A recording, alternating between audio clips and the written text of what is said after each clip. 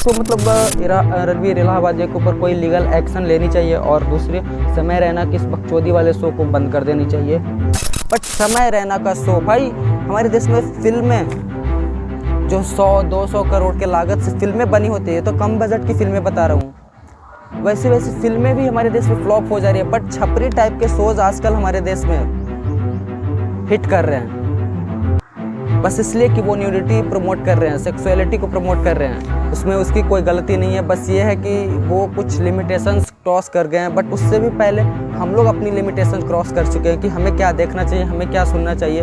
हमारे ऊपर भी तो कुछ लिमिट्स होनी चाहिए, लिमिटेशंस होनी चाहिए। हम व्यूअर से तो बस कुछ भी, हमारे अंदर भी तो कोई लिमिटेशंस होनी चाहिए, कोई मर्यादा होनी चाहिए। ऐसा क्या पहाड़ टूट गया जो तुम लोग रणवीर के पीछे हाथ धो के पड़ गए हो। अब मैं ऐसा क्यों बोल रहा हूँ, इस वीडियो में अंत तक बने रहना, आपको समझ में आ जाएगा। क्योंकि समय रैना का शो ही सॉफ्ट पॉर्न साइट है, मगर बुलाते हैं लोग इसे डार्क कॉमेडी के नाम पे। समय रैना का शो इंडियाज़ गॉट टैलेंट, इनकी बुनियाद ही वल्गैरिटी, हॉट जोक्स, सेक्सुअल की बातें, न्यूडिटी, इन सब के ऊपर इनकी बुनियाद ही, इनकी शुरुआत ही इसी वजह से हुई थी कि ये सब चीज़ को प्रमोट करेंगे और ये सब चीज़ तुम देखते हो, तुम्हें पसंद है, इसीलिए ये इस प्लेटफॉर्म को इस तरह का बनाया, एक लाइक सॉफ्ट पॉर्न। समय रैना वही कर रहा जो तुम्हें पसंद है उसके शो पे, न्यूडिटी, वल्गैरिटी, हॉट जोक्स, गालियाँ, इन सब चीज़ों को तुम्हारे लिए परोस रहा है बिकॉज तुम्हें पसंद है। और ऐसा करने से उसका घर चल रहा है, उसको पैसे मिल रहे हैं। उसे इस शो के स्टार्ट करने से पहले ही पता था कि तुम क्या पसंद करते हो और तुम क्या पसंद करोगे, इसलिए उसने न्यूडिटी, वल्गैरिटी को ही अपने शो का वेश बना के आज ये जो कुछ भी कर रहा है। और इसके पीछे की वजह मेन हम और आप हैं जो इसके शोज़ को देखते हैं, एंजॉय करते हैं। तो आज बुरा क्यों लग रहा है भाई? बस इसलिए कि वो मम्मी पापा के ऊपर अभद्र कमेंट कर दिया रणवीर इलाहाबादिया। बट इससे भी पहले तो बहुत सारे ऐसे चीज़ें हैं जो आपके सामने, हमारे सामने आई हैं, जहाँ से मतलब बॉडी शेमिंग के ऊपर, सेक्सुअल लाइक मतलब रिलेशनशिप, फिज़िकल, इन सब चीज़ों के ऊपर ही सिर्फ उसके शो पे बातें होती हैं। उससे फ़र्क नहीं पड़ता कि इन सब चीज़ों से भी अलग कोई दुनिया है। और इसलिए भी वो इस तरह की बातें करता है क्योंकि हम और आप सुनते हैं और उसके हर जोक्स पे, हर नॉनवेज जोक पे तालियां मारते हैं, खुश होते हैं। तो आज ऐसा क्या रणवीर इलाहाबादिया ने कर दिया इसके शो पे, वो भी एक ऐसा प्लेटफॉर्म जो कि उसकी शुरुआत ही इस तरह की चीज़ों के शुरू करने से हुई है, बस इसलिए कि वो पेरेंट्स के ऊपर वल्गर बातें कर दी। मैं इस चीज़ को सपोर्ट नहीं कर रहा, बट डायरेक्टली मैं आप लोगों से ये भी कहना चाह रहा हूँ कि भाई इन सब चीज़ों को प्रमोट करने के पीछे सिर्फ तुम्हारी और हमारी हाथ है, वरना किसी में मजाल नहीं है कि कोई इस तरह की चीज़ों को सोशल मीडिया पे शेयर करे बेखौफ, बिना कोई डर के। हम पसंद करते हैं, तुम पसंद करते हो, तभी वो ऐसा कर रहा है, उसमें उसकी कोई गलती नहीं है। बस ये है कि वो कुछ लिमिटेशंस क्रॉस कर गए हैं, बट उससे भी पहले हम लोग अपनी लिमिटेशंस क्रॉस कर चुके हैं कि हमें क्या देखना चाहिए, हमें क्या सुनना चाहिए। हमारे ऊपर भी तो कुछ लिमिट्स होनी चाहिए, लिमिटेशंस होनी चाहिए। हम व्यूअर से तो बस कुछ भी, हमारे अंदर भी तो कोई लिमिटेशंस होनी चाहिए, कोई मर्यादा होनी चाहिए। तुम इसके शोज़ पे गंदी गंदी गालियाँ सुनते हो, गंदे गंदे कमेंट्स सुनते हो, कॉमेडी के नाम पे अभद्र चीज़ें देखते हो। तुम्हें उसी वक्त समझ में आना चाहिए था कि भाई ये कर क्या रहा है, ये हमारा सभ्यता नहीं है। कॉमेडी के नाम पे जो ये कर रहा है, उसी टाइम तुम्हें उसके कमेंट सेक्शन में जाके गालियाँ देनी चाहिए थी। तुम्हें उसके चैनल को अनसब्सक्राइब करना चाहिए था, बॉयकॉट करना चाहिए था। बट तुम खुद वैसे चीज़ों को प्रमोट कर रहे हो, तो भाई बनाने वाला तो बनाएगा ही, कंटेंट क्रिएटर तो वो उस तरह के कंटेंट डालेगा ही कि हमें क्या देखना है, क्या नहीं देखना है, किस चीज़ को बॉयकॉट करना है, किस चीज़ को प्रमोट करना है।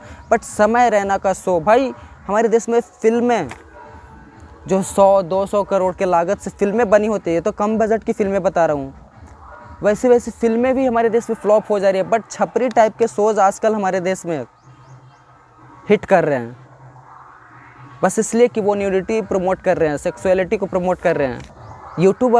यूट्यूब, इंस्टाग्राम तो अब तक थोड़ा बहुत बदनाम था कि भाई एक सॉफ्ट पॉर्न साइट बना हुआ है, पर जिस तरह से अब यूट्यूब को भी लोग इस्तेमाल कर रहे हैं, वो इसलिए नहीं कर रहे हैं कि उनको पसंद है, इंस्टाग्राम पे लड़कियां जिस तरह से इंस्टाग्राम को सॉफ्ट पॉर्न साइट बनाए हो, उसी तरह से अब रैना का शो भी एक सॉफ्ट पॉर्न साइट यूट्यूब बना हुआ है।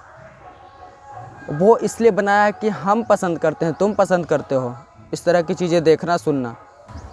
इससे पहले भी समय रैना के शो पे, इंडियाज़ गॉट टैलेंट शो पे, एक महिला अपने मर्द के होते हुए किसी गैर मर्द से सरेआम कपड़े फड़वा रही है।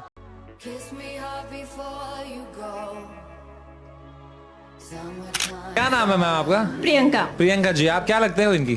फ्रेंड है। अच्छा, बहुत भरोसा है आपको इन पे यार। मैं 12th तक ही पढ़ी हूँ, उसके बाद मेरी शादी हो गई। आपकी शादी हो गई? यस। आप शादीशुदा हैं? यस। अभी चौथ ऐसा सिक्योर जिस दिन मैं हो गया as husband. How old are you? I am 33। Husband is cool, like see I am telling you from a man's perspective, you know male ego बड़ा फ्रजाइल होता है ना। हाँ। तो हमारी गांड जलती है even if a guy sees our girlfriend और टॉक्स टू हर, तो यहाँ तो कपड़े ही फाड़ रहे हैं यहाँ पे। तो is your husband very cool? बाद में बताएंगे, अभी तक पता नहीं है उनको। उस वक्त कब कहाँ थे हम लोग यार। एक अनपढ़, वो खुद कहती है कि मैं ज़्यादा पढ़ी लिखी नहीं हूँ, तो उसे एक प्लेटफॉर्म मिल गया जहाँ पे लोग उसे देख रहे हैं, करोड़ों लोग देख रहे हैं। शायद वो एक्साइटमेंट में भूल गई कि वो एक शादीशुदा महिला, उसका परिवार है। उसके इस बाहियात हरकत से उसके फैमिली पे क्या असर पड़ेगा उसको फ़र्क नहीं पड़ा। बट वहाँ पे बैठे जो जजेस थे, समय रैना और जो भी होते हैं भाई इस शो पे, उन सबको तो शर्म आनी चाहिए थी कि भाई हम ये क्या कर रहे हैं, कुछ व्यूज़ पाने के लिए किसी का घर बर्बाद कर रहे हैं, किसी का गृहस्थी तोड़ रहे हैं। और हम लोग भी व्यूअर्स, हम लोग भी इस चीज़ को बहुत एंजॉय करके देख रहे थे। भाई इसकी शुरुआत तो उसी टाइम हो गई थी, समय रैना के बॉयकॉट करने की शुरुआत, बट हम लोग एक्शन उस वक्त नहीं लिए और आज ले रहे हैं।